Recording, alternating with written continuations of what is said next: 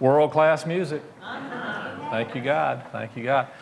Well, good morning, everyone. Good morning, good morning. Thank you for being here, and I'm just thrilled to...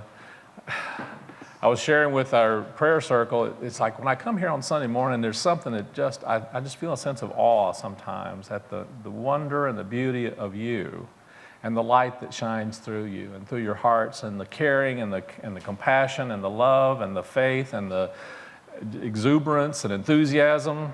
And so I just want to thank you for letting me be a part of all this. It's just a blessing. And I'm so thankful and grateful that our beloved Teresa is here with us today. Teresa's been on a very powerful journey, and we've all been in our hearts. She's been in our hearts and prayers, and she's been away for a couple of months now down in Houston and doing her healing work. And we're just delighted that you're back here, and a new day and a new start, and things are we love you. Thank you. Wow. Well, let me see if I can get some of this out of my eyes so I can see what I'm going to talk about this morning.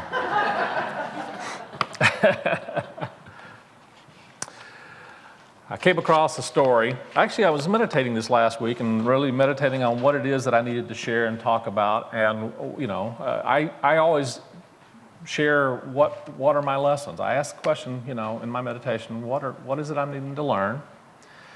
And then I also ask, okay, then what am I needing to share of that? And I oftentimes get little awarenesses or insights, and sometimes I'll get a little, sometimes I'll hear a word or a phrase or a thought or something, and what came to me was adventures in faith. And I thought, okay, well, this is an adventuresome spiritual community, so it's probably a good idea that we talk about that. And we've talked about faith a lot, and I just kept getting different thoughts and awarenesses about what that really is and what that means. And I think there's so many different levels and awarenesses of faith and what we do with it and how we live in it and how we practice it, that I think it's valuable for us to always refresh our awareness of the importance and the significance of this wonderful spiritual quality. And that's what Unity sees it as, and that's what we teach it as. It's not just something that is, I believe in God. It's not a creed that you say. It really is something that you live and something that you practice, and it's something that you continually practice and work with. And I came across this story about one late night, a man had gone to a party, and he'd had a little bit too much to drink that night, and so he decided that he would walk home. He was going to be safe. He was going to walk home, and so he's walking home, and he decided to take a shortcut, and he went through a cemetery. And as he went through the cemetery, he fell into an open grave. And he tried to get out, and he couldn't get out.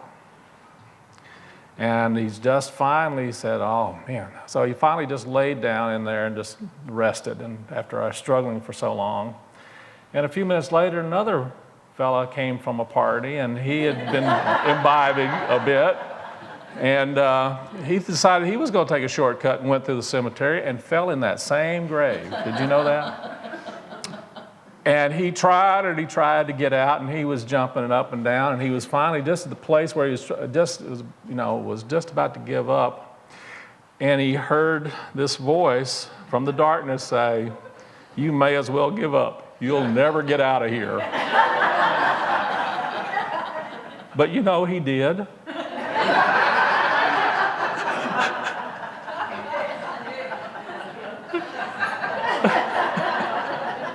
I suspect I would have too, wouldn't you?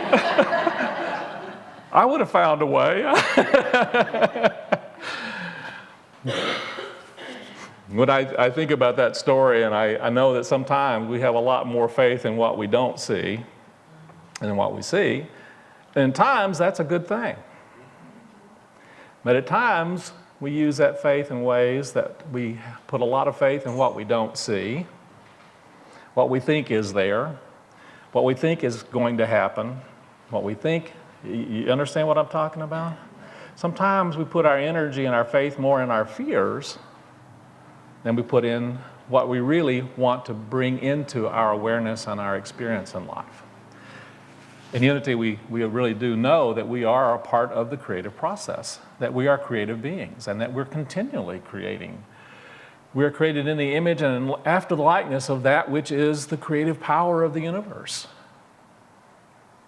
It's an amazing knowing and it's amazing remembrance when we remind ourselves that we are created in that image and after that likeness, and that we are in the process of creating right now. And so really it's valuable for us to listen and pay attention to not only that energy and that power that's within us, but how are we participating in that process? We do, don't we? We're participating in it all the time, and sometimes we're not conscious that we're doing it. Oftentimes we're not conscious that we're doing it, and sometimes we're not sure about our faith. Anybody ever had doubts?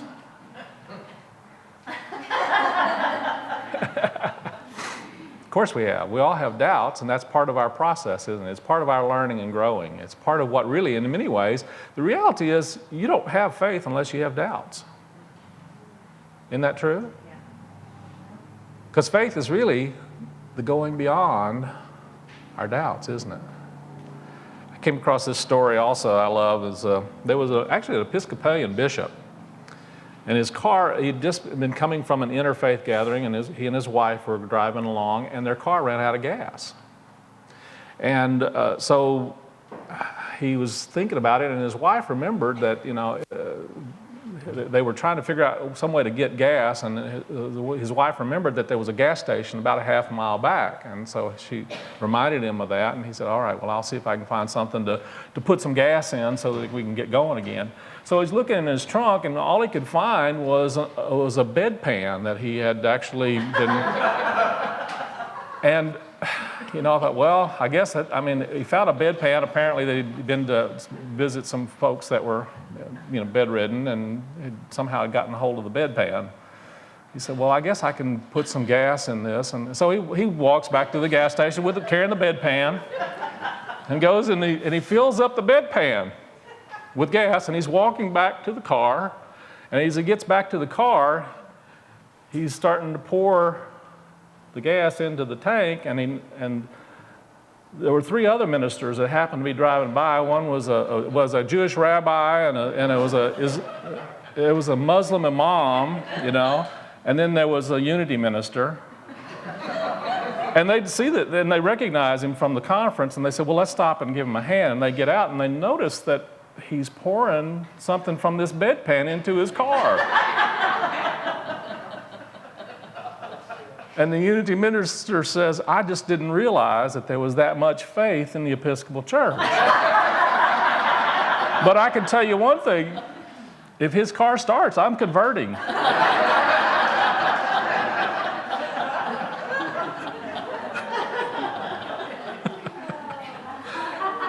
I love that story.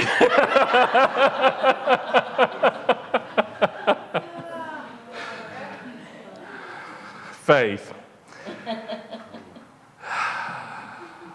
Faith. Charles Fillmore, the co-founder of Unity, said that faith is the perceiving power of the mind linked with the power to shape substance. The perceiving power of the mind linked with the power to shape substance.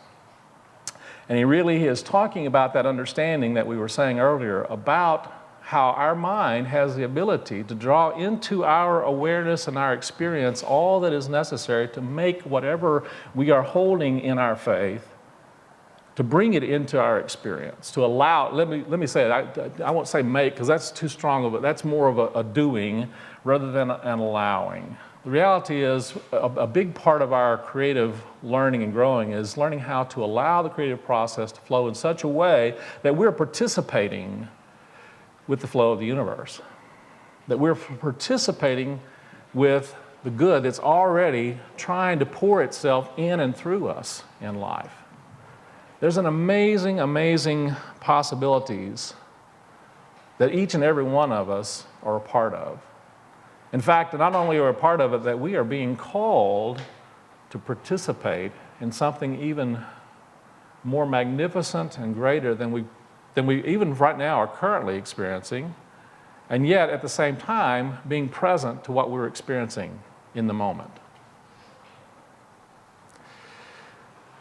it's important for us to notice and pay attention to our faith and what we're doing with it and how we're working with it and how we're practicing. Now, faith is not simply a belief in the divine. It really is participating in the divine creative process. And it's a conscious way of doing that. And part of what we talk about and teach in Unity is how do we align ourselves with the divine in such a way that we are participating in that creative process to bring about an even greater experience of blessing and good, not only for us, but also for those around us. How can we not only experience blessing, but be a part of the blessing process? The reality is you can't do one without the other. You realize that? You can't be part of the blessing process without being blessed. And the reality is if you experience blessing and you're not participating in the blessing process, you are going to block the blessings. It's true, isn't it? When we block that flow of life, of love, of appreciation, of faith, of awareness, of consciousness, we're blocking it not coming in, but we're blocking it as going out. And so part of our process is to really notice and pay attention, how am I participating in life with my faith? How am I participating in a way that is manifesting and bringing forth the blessings that I want, that I see as possible, that I want to experience more of?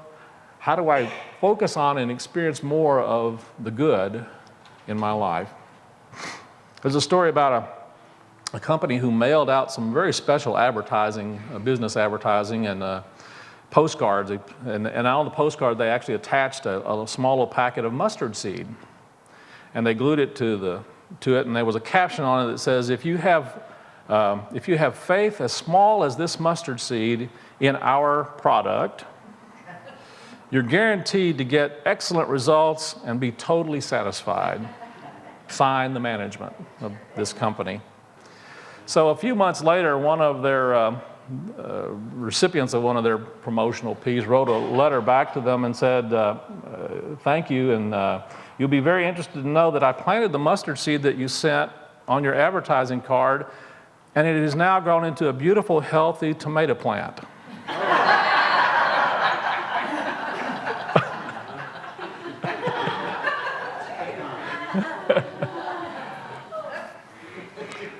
I think it's really valuable to think about what are the seeds that we're sowing in life with our faith, isn't it? Sometimes we think we're sowing one thing, but in reality, sometimes we're actually sowing something else. And I think that in terms of what Jesus was teaching us, and what Paul actually was talking about, and Paul in Hebrews was talking about faith is the substance of things hoped for and the certainty of things that are unseen. The substance of things hoped for and the certainty of what we don't really see. And so it's really, he's talking about the same thing that Charles Fillmore was saying, is that really what we are bringing into our awareness and our experience is coming to us from that which is beyond our visible knowing of it. And so it's oftentimes, that's where oftentimes we get into the doubts, is because we think because we can't see it, then it must not be true. We have this world mindset that says that seeing is believing, don't we? And yet one of the things that we're understanding more and more is that that's not the reality. That seeing is not believing, that believing is seeing. And that when we really do have an awareness of what we are holding in our attention and our focus, what we're holding our beliefs in is what we will draw into our experiences in life. Faith is the perceiving power of the mind with the power to shape divine substance. Jesus said, judge not according to appearances, but judge with a righteous judgment. So we look beyond the appearances of what's going on out here in the world, just like it says in our daily word this morning. You know, I love how Spirit works. I told Julie this morning I got so tickled because I really had not read what the daily word was going to be today when I got this little message that I needed to talk about faith. And I got up this morning and I was reading the daily word and I was just kind of tickled because, oh, okay, I love how that works. And so I just felt really blessed that, you know, that I either the universe was aligning to my talk. No, doesn't work that way, was it? But when we open ourselves up to that possibility of a greater good, then we'll find that little things like that you are in alignment with, and things unfold. And so looking beyond the appearances is a big part of learning how to channel our faith. Now, I thought about the term adventures in faith, and this verse from Hebrews came to me, and actually it's kind of a long one. I'm going to read a couple of pieces of it. I'm not going to read the whole thing, but in Hebrews chapter 11, verse 2, it says, "This is what the ancients were commended for. By faith, we understand that the universe was formed at God's command, so that what is seen was not made out of what is visible. By faith, Abel offered God a better sacrifice than Cain did. By faith, he was commended as a righteous man when God spoke well of his offering, and by faith, he still speaks even though he is dead. By faith, Enoch was taken from this life so that he did not experience death. He could not be found because God had taken him away. But before he was taken, he was commended as one who pleased God." And without faith, it's impossible to please God, because anyone who comes to him must believe that he exists and that he rewards those who earnestly seek him.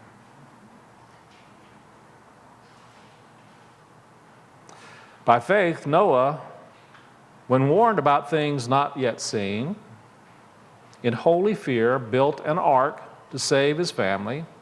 By his faith, he condemned the world, and he became heir of their righteousness that comes by faith. Now, some of the language in this, I think, needs to be kind of brought up into a different understanding and awareness and interpretation. What I hear in this is really an awareness that there are all these amazing stories in our scripture about how the different characters in our Bible were being challenged in some way. They were being, the idea is that they're being disciplined.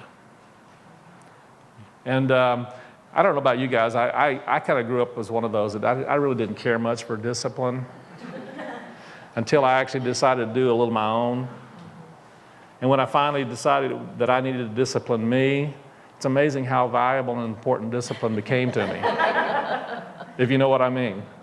If you haven't gotten there yet, you know, eventually you will. Because but the reality is, it's not until we really learn to own and accept our own sense of discipline that we truly know the value of the experiences that we have in life. And the reality is, it's in our own sense of discipline that we are able to then use the energy and power that we're given to overcome the difficulties and challenges that we face in life. Isn't that true? And so when we really begin to recognize that those difficulties and challenges are really not against us, but they're there to help us form and shape and to utilize the energy of life, of spirit, of our faith, of the possibilities of good in life. And they're there to help us to move into a whole nother level of our own unique nature. And so part of our unfolding and awakening is to really notice that when we find ourselves confronted with challenges, anybody ever have a challenge? Yeah. Anybody facing one right now? Yeah, we all have challenges, don't we? And it's really a part of the unfolding is beginning to recognize when we are putting more of our faith in the challenge than we are putting our faith in the ability to overcome the challenge.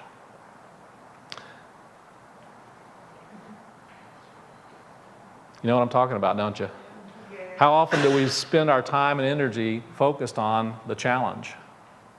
Focused on the what ifs? Anybody got any what ifs? And what about the if-onlys? Anybody got any if-onlys? We all do. It's part of the mind chatter, isn't it? It's the monkey mind. It is part of the monkey mind. And so faith is not necessarily eliminating all of that, but it is shifting our awareness and our attention so that we are putting more of our focus on what it is that we truly wish to experience, which is the overcoming, so that we can move beyond and take some energy away from focusing on the challenge. And I have a challenge.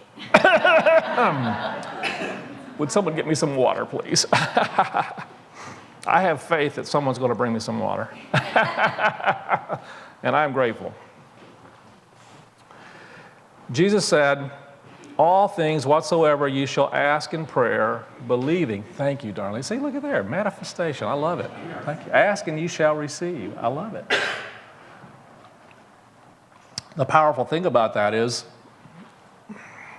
Jesus said, verily I say unto you, if you have faith and doubt not, you shall not only do that which is done to the fig tree, you know the story of the fig tree, but also you shall say unto this mountain, be thou removed, and be thou cast into the sea, and it shall be done.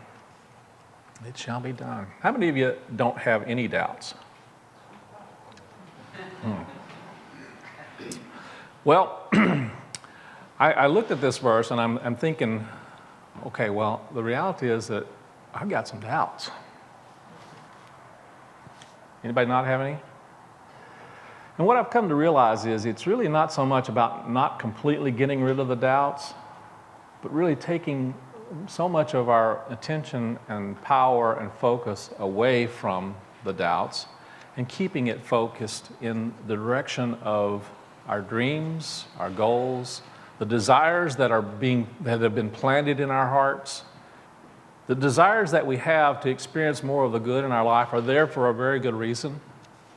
And they are presented and created and brought forth, and they are there because there's something in us. As Emily Cady says, the desires are really God knocking at the door of our consciousness, saying that there's something more. And if we open ourselves up to that and spend our time and energy focused in that way, we will find that the universe opens doors that we never thought were possible. And there are things that will come into our awareness and our experience that we really didn't anticipate. And sometimes even things will happen that we did anticipate, and they'll happen the way that we really thought they were going to. That's always pretty cool too, isn't it? Sometimes things really do work in a way that we can see that there's something higher at work. That's a part of faith also, isn't it? It's not only directing our attention toward what it is that we desire. That's a part of faith, and it's a part of our tuning into the creative process. But there's another part of faith that really has to do with simply being like a little child and simply trusting that there's something higher, something greater, something benevolent, something beautiful that is always there for us and that is always moving us in the direction of love, of joy, of peace, of abundance, of health, of wholeness. There's always something that's moving us in that direction. By faith, the walls of Jericho fell after the people had marched around them for 7 days. Gandhi said, faith is not something that we grasp, it is a state that we grow into. It's a state that we grow into. It's something that we practice, and the more we practice it, the more we experience it.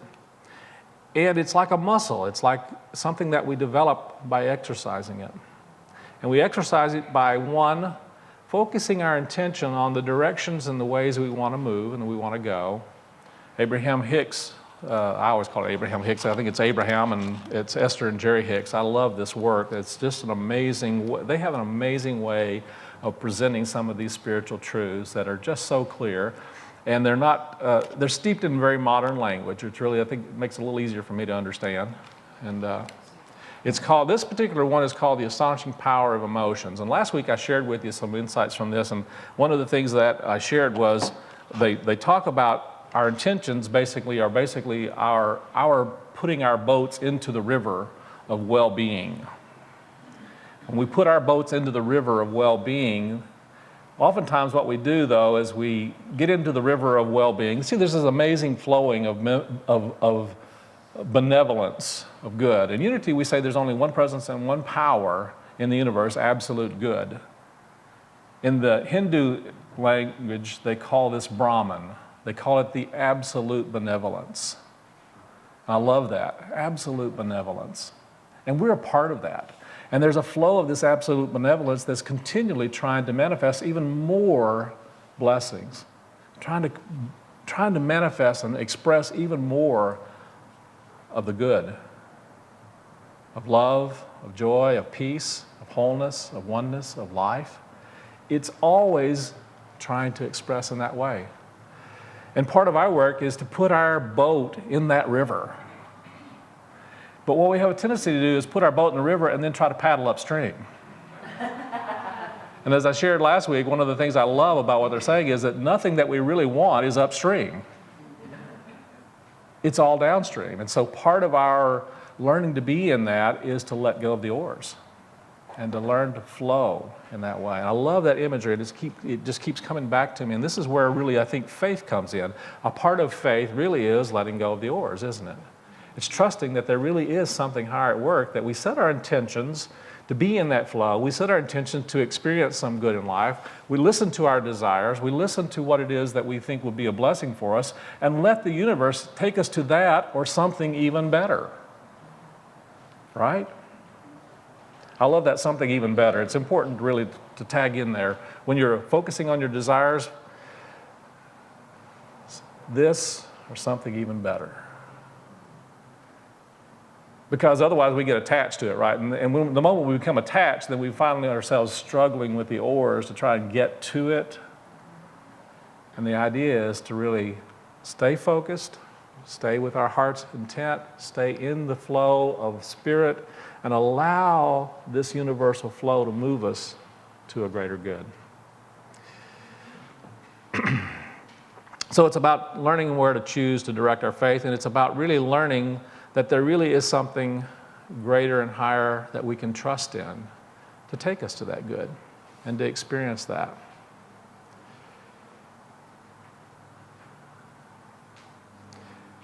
Jacques Cousteau once said, "If we were logical, the future would be bleak indeed." But we are more than logical. We are human beings, and we have faith and we have hope. We, you, this beautiful spiritual community that I love, we're more than logical. Now, we've got some logic in there too. Logic is valuable, it has its place, but don't ever let it get in the way of your faith. It can help shape it, it can help form it, it can help direct it, but it'll never replace it. It'll never replace it. So I want to close with this story that I came across that I love. And this is a Cherokee legend. And there's a Cherokee legend about Indian youth, young men especially, and I think there's a different rite of passage for the women, but there's one for the men. And for the men, the father takes the young man out into the forest when they're just about to come of age and blindfolds them and leaves them there on a stump and leaves them there all night. And their requirement, in order to become a man in the tribe, as they say, is to sit there all night, leave the blindfold on, and not move. Regardless of what happens, regardless of what goes on, regardless of what they hear, they're to stay there all night and not move. And so they sit there all night, and they hear the sound of the wind in the trees, they hear animals in the forest, they could hear all kinds of wild animals, they could hear noises all over the place, but they're not to move and they're not to leave. And they're not to take the blindfold off. But when the sun comes up, when they feel the warmth of the sun, they're invited to take the blindfold off. And as they take the blindfold off, what they see and notice is that their father has been sitting there next to them all night. To look out for them, to protect them, to make sure they're safe. I love that story because you and I, it's a great metaphor. We always have that spirit. Not next to us even, for that matter. It's not even just sitting next to us, is it? It's right here. And all we have to do is open up and know that there's something trying to bless us. In all that's going on in life right now, the challenges that we're facing, the opportunities that we have for overcoming, the opportunities we have for moving forward toward our dreams, you can know that there's a presence and a power that's not only sitting there next to us, there's a presence and power that's moving us to grow at a greater good, to more life, more health, more wholeness, more peace, more abundance, more love, more joy. So let's just allow it. And that's my lesson for this week. I hope it's valuable for you. Have a great week. Let's move into our meditation time. So take a nice deep breath. And as you breathe into that heart space,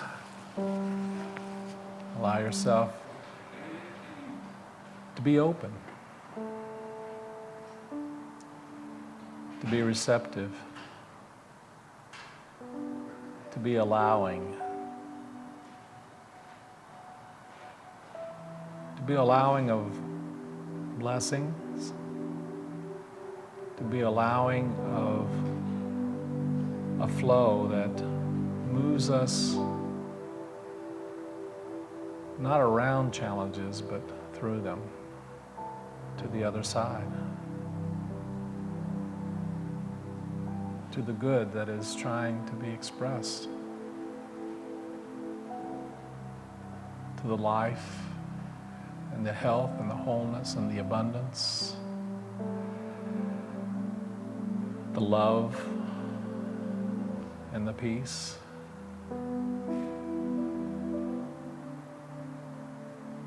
As we breathe in and out, just let your heart be open to knowing, beyond all the fears, the doubts, the limiting beliefs, what I call our yeah buts. Just be willing to let those drift by, drift away, and to feel the flow of grace, of love, of care and compassion, of absolute benevolence, of our beloved Father, Mother, who is always present, not just sitting on the stump next to us, but in the very essence of our hearts.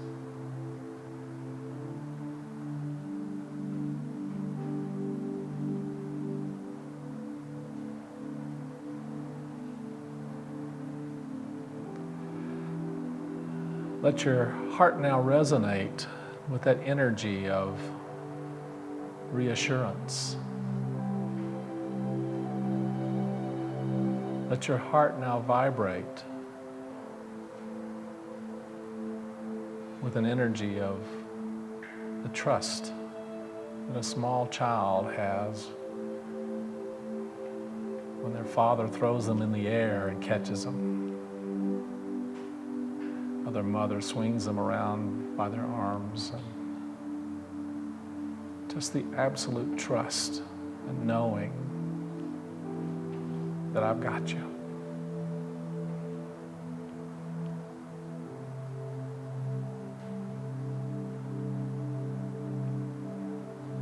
And that voice of the universe is saying that right now to you.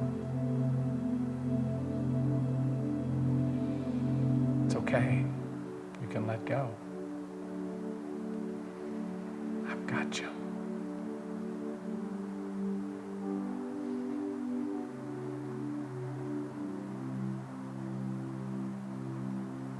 I've got you.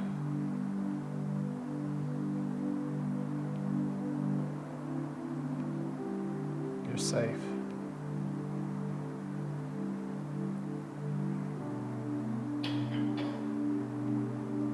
I've got you.